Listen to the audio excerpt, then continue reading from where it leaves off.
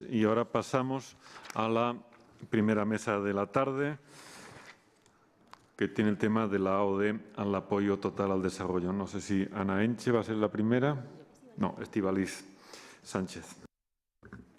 Bueno, buenas tardes a todos. Gracias por todas las aportaciones que han sido muy interesantes de la mañana y de la tarde. La presentación la realizaremos yo, Estíbaliz y Ana Enche. Y el esquema que vamos a seguir no se está viendo en pantalla, creo, la presentación. Ahora. Gracias. Es un poco contextualizar el papel de la ODE en toda esta agenda de financiación, hablar de la reforma de la ODE y de esa nueva medida que está surgiendo y que ya se ha comentado, profundizar un poco más en lo que es el papel del sector privado, del que se ha hablado mucho ya aquí, incluir una mención concreta a cómo introducir el punto de vista del receptor en la estadística, que hasta ahora hemos hablado mucho, pero sobre todo desde el punto de vista del donante, aunque se ha hablado mucho de cuáles son las necesidades del receptor. Y después vamos a plantear una serie de cuestiones que son propuestas a las que esperamos obtener alguna respuesta. Una de las cosas principales que queremos destacar, a pesar de que se ha hablado de la cantidad de actores y de todo lo que se está haciendo en los distintos ámbitos, es que los distintos procesos sí que han seguido una línea paralela y similar. Hemos partido de la Agenda de Desarrollo del Milenio, que se ha transformado en los Objetivos de Desarrollo del Milenio, que tienen una visión de desarrollo amplia. Esta visión de desarrollo amplia es la que ha dado paso a la reforma en el sistema estadístico, es la base de esa reforma de la ODE y la base de la reforma del sistema estadístico internacional en su conjunto. Y la agenda de financiación que estamos tratando ahora mismo tiene precisamente esas mismas bases. Hablamos de la ayuda oficial al desarrollo y del resto de recursos que pueden financiar esta nueva agenda. Ese es precisamente el germen de toda la reforma que se está llevando a cabo en el CAD. Una petición formal que Naciones Unidas le hizo al Comité de Ayuda al Desarrollo para hacer esta reforma, porque necesitamos un sistema estadístico que refleje esta nueva agenda. Y este sistema estadístico no debe en esta ocasión quedarse atrás, como ya se ha comentado y como se ha criticado, como ocurrió en el caso de los ODM, porque eso supone un hándicap para implementar, seguir y evaluar la agenda, esta nueva agenda que estamos definiendo. Esa petición formal se transformó en unos acuerdos a nivel del Comité de Ayuda al Desarrollo en las reuniones de alto nivel de 2012 y después de 2014. Y la cuestión es modernizar la ayuda oficial al desarrollo y ver qué más hay en el entorno, qué más necesitamos, porque los retos a los que se enfrenta esta agenda son tan importantes que necesitamos tener más recursos. Eso no es una elección, es una necesidad planteada por la propia agenda. Entonces, el papel de la ODE, como ya se ha apuntado, como apunta el Zero Draft de Naciones Unidas, como apunta nuestro documento académico, es un papel que sigue siendo crucial, puede estar disminuyendo el importe, pero sí tenemos ciertos escenarios en los que la ayuda oficial al desarrollo es importante, lo es, como se ha comentado, para los países más necesitados, pero también, como España está defendiendo, para la lucha contra las desigualdades en países de renta media, pero tiene otra característica importante que puede ser o no contestada, pero que es necesario explorar, que es esa parte de capacidad movilizadora. Pero yo diría que hay una cosa más y que es importante tener en cuenta. Y es que la ayuda oficial al desarrollo puede generar cambios en pro del desarrollo en esos nuevos agentes a los que trata uno de atraer a tu ámbito de actuación. De manera que este tipo de cosas es importante tenerlas en cuenta a la hora de decidir si queremos involucrar más o menos a ciertos actores o cómo queremos involucrarlos, que es al final de lo que estamos hablando. No de elegir casi si los involucramos o no, sino de dónde están los puntos de unión, dónde están las sinergias a las que tenemos que llegar para poder, entre todos, hacernos responsables de esta nueva agenda de desarrollo. Y por eso es importante tener en cuenta que no estamos hablando de sustituir una cosa por otra, estamos hablando de complementar. Y complementar de una manera que permitamos, si me permitís, valga la redundancia, especializar los recursos, hacia dónde van, dónde los usamos y cómo los usamos. Tenemos distintos tipos de recursos y distintos escenarios. Es posible que podamos encontrar una manera de especializar hacia dónde dirigimos los recursos. ¿cuál es la necesidad que ha surgido en este ámbito, en esta visión más holística? Pues que si tenemos una medida de ayuda oficial al desarrollo, tenemos que tener una medida que recoja estos otros flujos. Esa medida que ya se ha comentado esta mañana, Blanca Moreno hablaba esta mañana del Total Official Support for Development, que es esa especie de, esa medida del apoyo total que el donante hace al desarrollo. En este caso, lo importante y a destacar es que estamos hablando de nuevo desde una medida desde el punto de vista del donante. Pero lo que es más importante es que esta medida puede ser la base para introducir definitivamente el punto de vista del receptor en las estadísticas, porque con base en toda esa información que ahora mismo no tenemos y que necesitamos tener, podemos elaborar esa medida desde el punto de vista del receptor, porque esas necesidades son las que se supone que estamos intentando también cubrir. Necesitamos también ver que esa parte de capacitación y de fortalecimiento está también o tiene también base en toda esta parte estadística. Y necesitamos poner a disposición de los países receptores, de los países socios, mucho mejor, esta base estadística. No está claro todavía qué tipo de flujos van a integrar este apoyo total al desarrollo, pero lo que sí que está claro es que son los que no se consideren AOD, bien sea porque no cumplen el objetivo primordial de desarrollo o porque no cumplen las definiciones intrínsecas de lo que es ayuda oficial al desarrollo, en concreto los temas de concesionalidad, que ahora veremos cómo ha cambiado a través del último acuerdo de 2014 de la reunión de alto nivel. De todas maneras, es importante también centrar las expectativas con respecto a esta medida, porque es un concepto limitado, no integra flujos financieros. Hay otras cosas como la capacitación, como la transferencia de tecnología, que no pueden ser traídas fácilmente, por lo menos de momento, a una medida como este apoyo total, pero que son parte del apoyo que un país donante hace a un país socio, y que además estamos hablando de una medida desde el punto de vista de los donantes del CAD. Que hay otros donantes, que hay otros foros en los que se está trabajando y que sería deseable, como pone de manifiesto el Zero Draft, que haya más coordinación entre los distintos foros en los que se está trabajando este tipo de cosas, como el Foro de Cooperación al Desarrollo de Naciones Unidas. En esta reforma, además de hablar de todos estos flujos oficiales, se habla también, como ha salido en numerosas ocasiones durante todo el día, de los flujos privados movilizados. En este caso, igualmente, hay que entenderlo como algo que tampoco es una elección. Podemos discutir dónde lo incluimos, podemos discutir cómo lo valoramos, podemos discutir cómo lo asignamos, pero no si eso o no en algún momento puede ser una fuente o un recurso que puede tener impacto en desarrollo, porque está claro que la inversión extranjera directa tiene impacto en desarrollo, y lo que moviliza, si hay inversión extranjera directa movilizada a través de fondos públicos, tendrá que estar, se supone, en esta visión más holística de los recursos de la financiación al desarrollo. Entonces, ahora mismo este es un campo bastante nuevo en el ámbito del Comité de Ayuda al Desarrollo y en los análisis que se están haciendo.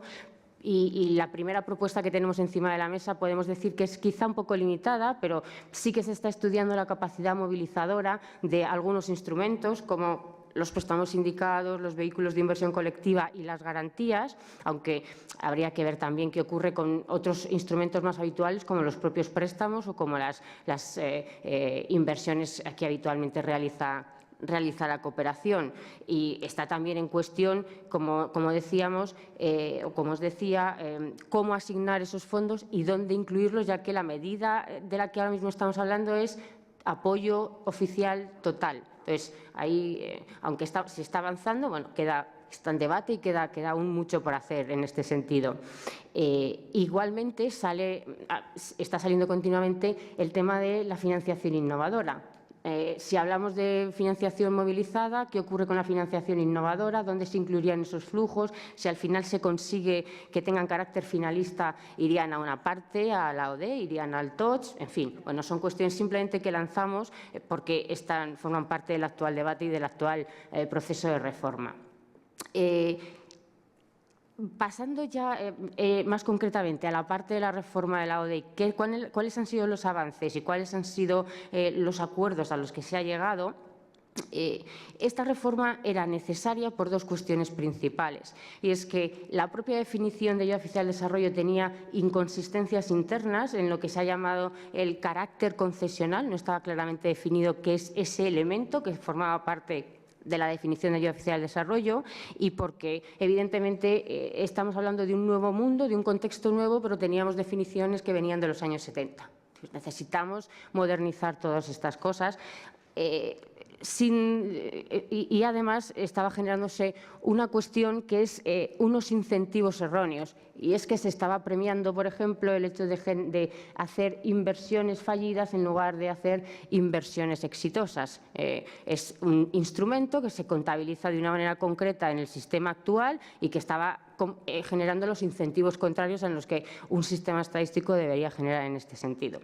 Entonces, ¿en qué se ha avanzado y cómo se ha llegado a acuerdos en este sentido? Pues se ha avanzado en cambiar primero la definición de concesionalidad, porque esta definición de concesionalidad es la que estaba llevando a generar prácticas distintas en los donantes y además a crear este tipo de desincentivos en el reporte, en la información sobre cierto tipo de instrumentos. Y así hemos pasado de tener un sistema en el que la concesionalidad se definía de manera igual para todos los países a un sistema en el que tenemos distintas definiciones de concesionalidad adaptadas a unos escenarios en los que se mueven los distintos países por nivel de renta, que son los países menos desarrollados, los países de renta media alta y los países de renta media baja. Tienen escenarios distintos y ahora lo que tenemos son tasas de descuento distintas para esos distintos tipos de países y grados de concesionalidad distintos, porque lo que estamos queriendo reflejar es que el donante asume riesgos distintos cuando hace operaciones con distintos tipos de países y el receptor tiene distintas situaciones, con lo cual tenemos que plasmar en la estadística cómo estamos asumiendo esos distintos riesgos, teniendo en cuenta siempre que estamos hablando desde el punto de vista del donante, pero teniendo en cuenta, incorporando a la estadística, las situaciones de los receptores, cosa que hasta el momento no estaba ocurriendo. Esto es un avance importante. Y al mismo tiempo, en la parte de puro cómputo de qué me estoy computando como ayuda oficial al desarrollo, se ha pasado de computar el total de la operación a esa parte de donación o de liberalidad que tiene una operación, que es lo que llaman el grant equivalent, el elemento equivalente que tiene una operación, que es lo que ahora un donante se va a poder computar como ayuda oficial al desarrollo.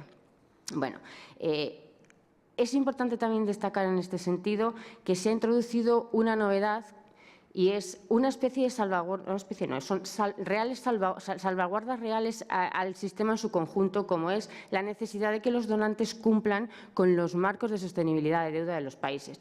Ese sistema puede ser más o menos contestado, pero lo que sí que está claro es que si uno lo introduce como parte de una definición de ayuda oficial al desarrollo, obligas al donante a contrastar si un préstamo que estás dando a un país va a poner en riesgo la sostenibilidad de la deuda de ese país. Y eso es muy importante porque se han visto cuán importantes son los problemas que puede generar la deuda en ciertos países socios. Y para terminar, ¿cuáles son las implicaciones más importantes que ha tenido este cambio? Pues para el donante, que este cambio en el concepto de concesionalidad lo que genera es incentivos a mejorar las condiciones de las operaciones que se dan, porque a mayor riesgo que asumes, más AOD te computas, de manera que cambias las condiciones. Si tú te especializas en países con más riesgo, te podrás computar más ayuda oficial al desarrollo. Si prefieres asumir menos riesgo, te computas menos ayuda oficial al desarrollo. Y si mejoras las condiciones, te vas a computar también más ayuda oficial al desarrollo, con lo cual afecta a las condiciones y a la asignación de los flujos entre los países de distintos niveles de renta. ¿Y eso en qué beneficia y qué implicaciones tiene para el receptor? Pues en la práctica es que los tipos de interés máximos a los que podemos estar ahora concediendo esa cooperación reembolsable han disminuido con esta nueva definición de concesionalidad. muy importante también tener en cuenta la preocupación que pone de manifiesto el Zero Draft para esos países que pasan de un estatus a otro, en el que se gradúan, cuando pasan de ser países menos adelantados a países de renta media, porque no se trata solo de…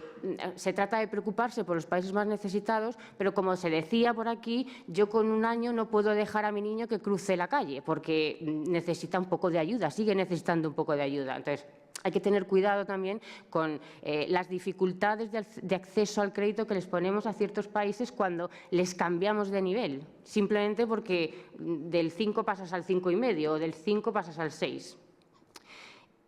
Y para terminar ya así, una de las cosas más importantes que ha salido mucho en todas estas sesiones es que esta reforma tiene que dar un paso más y definitivo hacia de verdad aplicar la agenda de eficacia de la ayuda, de verdad hablar de resultados de desarrollo y de verdad dar un paso hacia la transparencia y hacia que la AOD que se esté dando no sea solo una cantidad, sino que sea de verdad de calidad y tengamos información para juzgar todo eso. Bueno, os voy a pasar ahora a Ana, que os va a hablar de qué falta por reformar. Gracias. Pues buenas tardes a todos. Yo voy precisamente a comentar los aspectos que quedan de reforma pendiente de la AOD. Entre ellos hemos destacado fundamentalmente dos: cómo se computan en AOD y qué pasa con los gastos de paz y de seguridad, y en relación al sector privado, porque hasta ahora esta reforma de concesionarios a la gobernabilidad en situaciones de pre- y post-conflicto. Antes de todo, aclarar también que no se quiere que haya, con esta reforma de AOD, que haya cambios artificiales en la AOD. Es decir, que haya cambios artificiales, que sigamos haciendo lo mismo y que de repente nos computemos más AOD, porque hemos pasado gastos que antes no eran AOD y que también hacíamos, los pasamos a la AOD. Entonces, eso se quiere evitar y digamos, para que no haya miedos, eso se está tratando de tener en cuenta.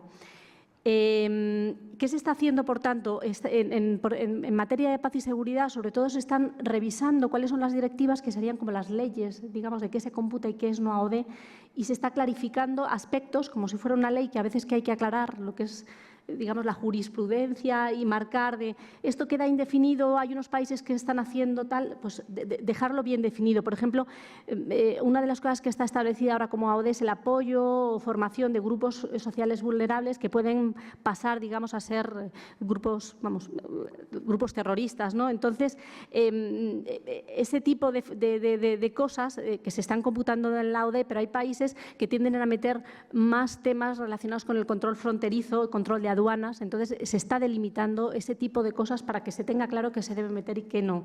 Y ya un segundo paso sería revisar la elegibilidad de estos gastos como AOD, pero sobre esto no se quiere dar pasos fundamentalmente hasta que no se cierre la agenda en septiembre de 2015. En mi opinión personal y también la de SGCI sobre el tema es que hay muchos países involucrados y está muy polarizado el debate en este tema. Entonces, no creemos que haya cambios ni sustanciales ni nada. Creemos que va a quedar todo en prácticamente una revisión de directivas y aclaración. El otro tema que tenemos que ver es el tema del apoyo al sector privado en AOD. Hemos debatido mucho sobre el sector privado.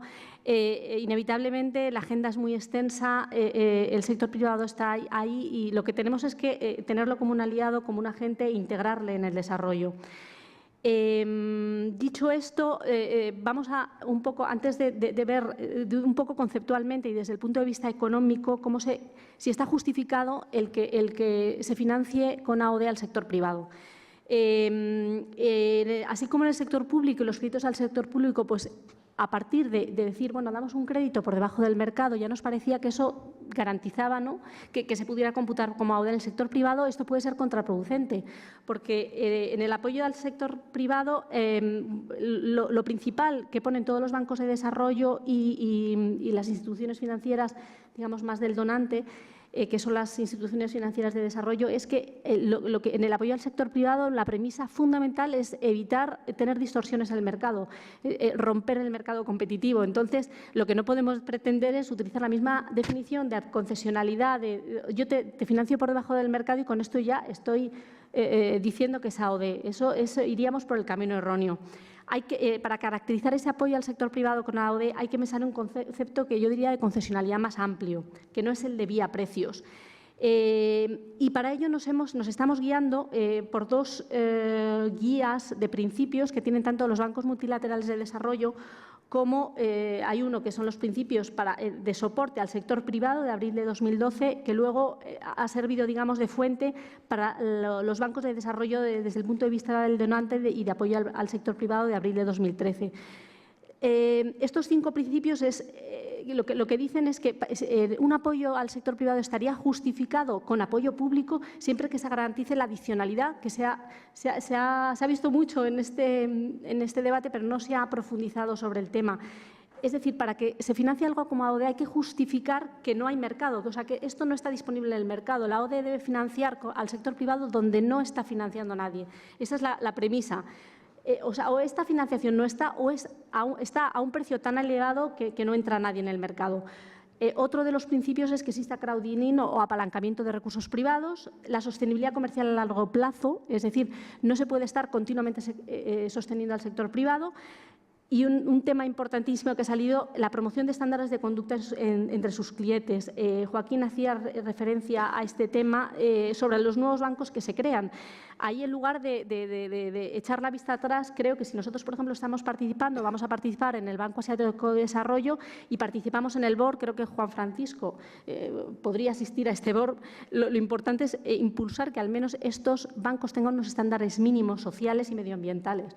Entonces, es la manera de no echar la vista al otro lado, sino integrarlos.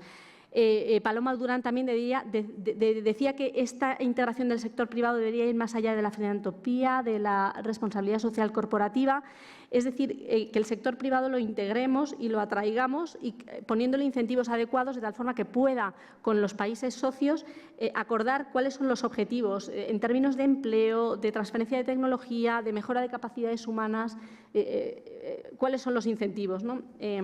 Por tanto, como principio básico, financiación no concesional, o sea, garantizando la sostenibilidad de las operaciones y solamente actuar por debajo de mercado, o sea, con concesionalidad vía precios si hay un fallo de mercado, tanto de información asimétrica, que evita que haya cierta aversión al riesgo a financiar a ciertas empresas, como puedan ser la pequeña o mediana empresa, cuando hay elevados costes de inversión inicial, como puedan ser las industrias nacientes o tecnología energéticamente eficiente, o para mejorar oportunidades económicas de grupos desfavorecidos, digamos, que no tienen acceso a bienes y de servicios a un coste asequible.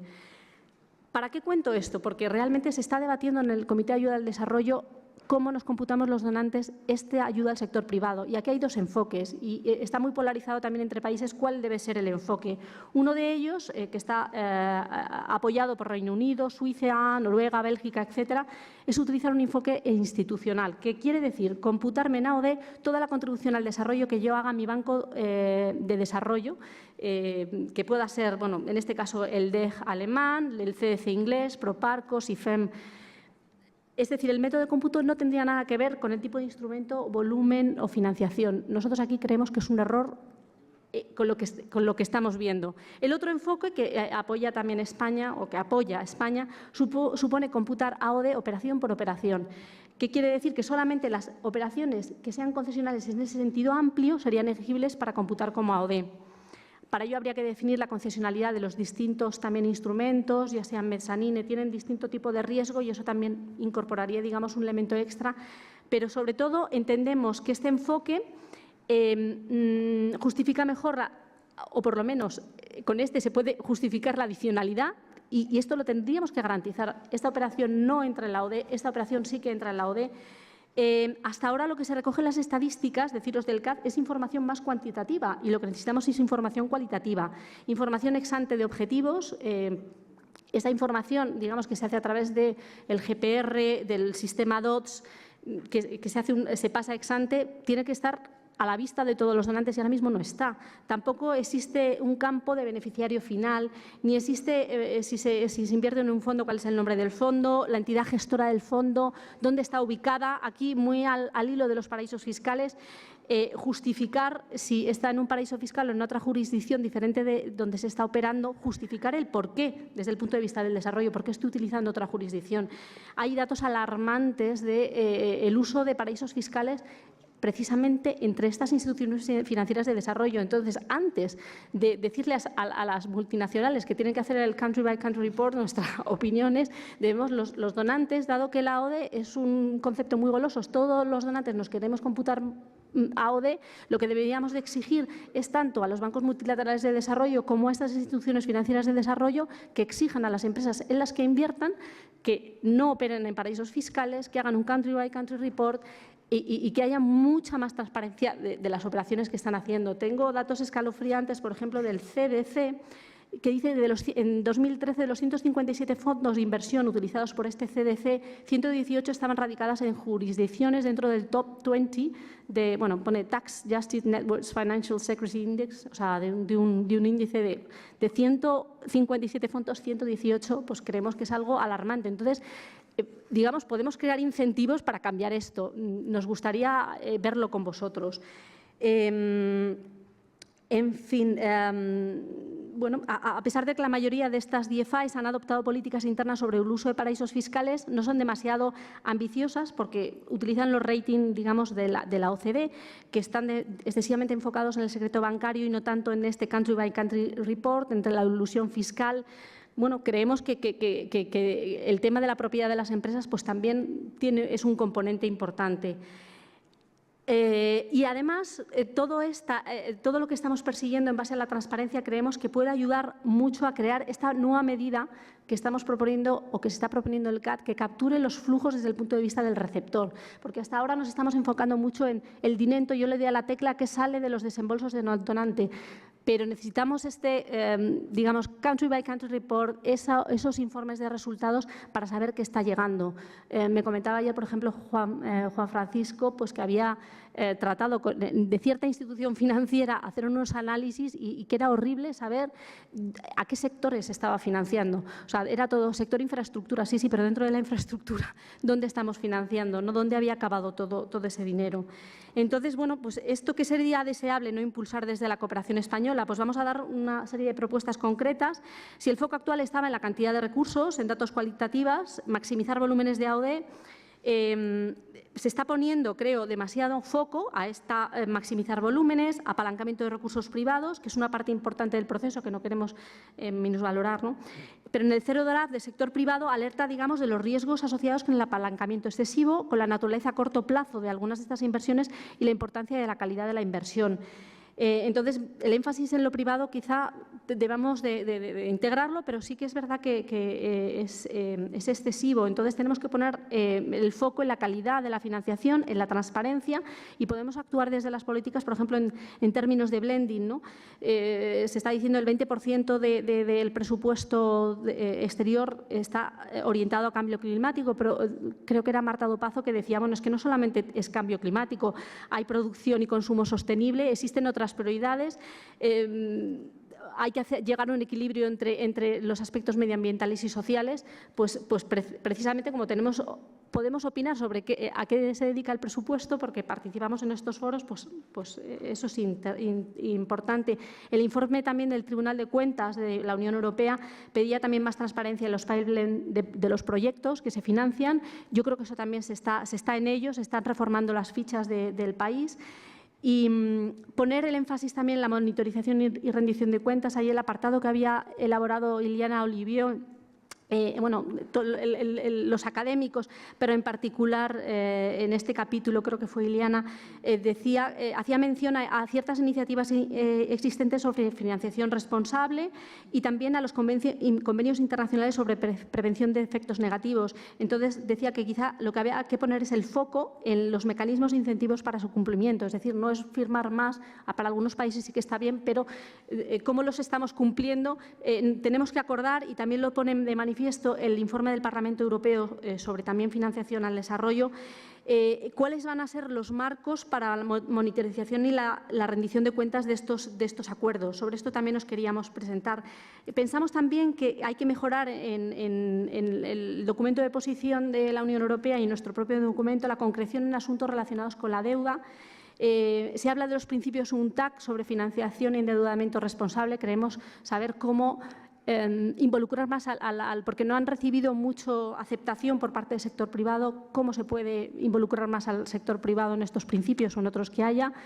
Y en cuanto a la gestión de riesgo, termino ya con esto, un comentario que hizo Juan Francisco me parece acertadísimo, es cómo incentivar la participación del sector privado a un coste razonable para el sector público, más allá de fórmulas que eliminen el riesgo casi por completo, transfiriendo este al sector público, que es por donde hemos transitado hasta ahora. Entonces, el tema de garantías,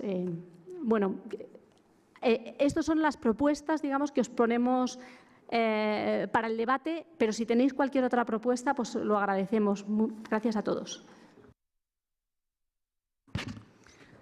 Muy bien, muchas gracias, Ana y Estíbaliz, por la presentación. Un breve comentario logístico.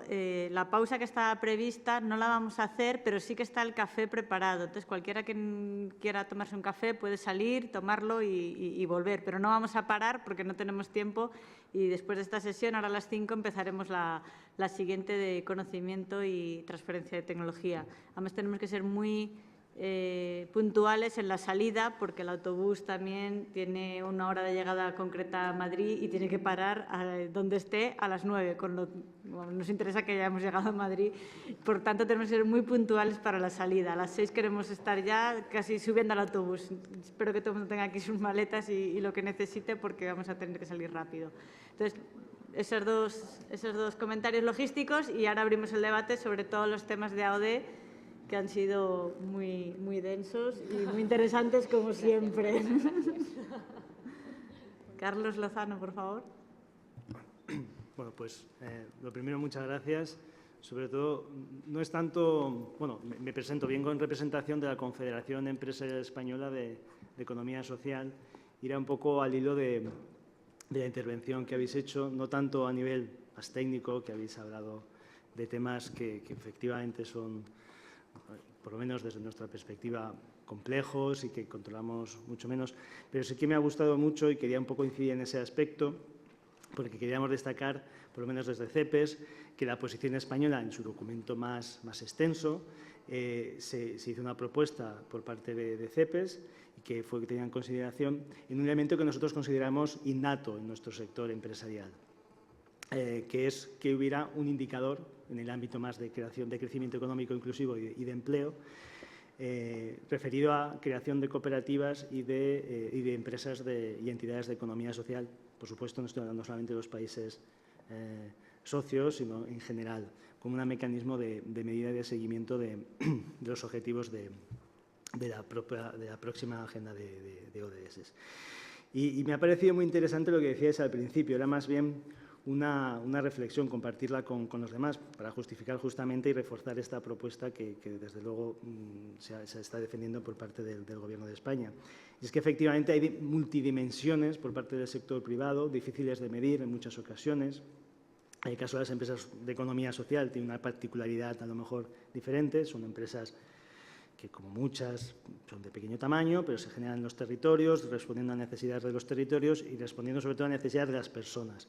Entonces, conforme ibais explicando, atención, que la agenda lo que nos está obligando es a repensar cómo vamos a implementar, cómo vamos a seguir y cómo vamos a evaluar, desde luego a nosotros, como sector empresarial, pues nos interesa sobremanera esos aspectos.